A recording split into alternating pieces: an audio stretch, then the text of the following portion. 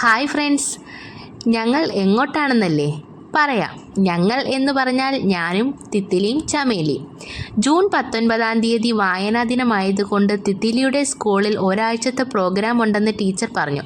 അപ്പോൾ ഞങ്ങൾക്കൊരു പുസ്തകം വേണം. ഞാൻ തിത്തിലിയുടെ ട്യൂഷൻ പഠിപ്പിക്കുന്ന അക്കയെ വിളിച്ചു. അക്കയുടെ പേര് ബിന്ദു അക്ക എന്നാണ്.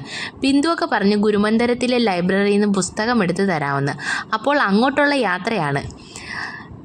എൻ്റെ ചാനൽ ആദ്യമായി കാണുന്നവർ ഒന്ന് സബ്സ്ക്രൈബ് ചെയ്ത് ബെൽ ബട്ടണും ഒന്ന് അമർത്തി ലൈക്കും ചെയ്തേക്കണേ. ഇപ്പോൾ കാണാൻ പോകുന്നത് ഞങ്ങളുടെ കുടുംബാമ്പലമാണ്. അമ്പലത്തിൽ പണി നടന്നുകൊണ്ടിരിക്കുകയാണ്. അങ്ങനെ ഞങ്ങൾ ലൈബ്രറിയിലെത്തി. ലൈബ്രറിയൊക്കെ ഇങ്ങനെ ഇരിക്കുന്ന എന്താണെന്ന് ആരും വിചാരിക്കേണ്ട. ഗുരുമന്ദിരത്തിലെ പണി നടന്നതുകൊണ്ട് സാധനങ്ങളെല്ലാം ഇതിനകത്താണ്.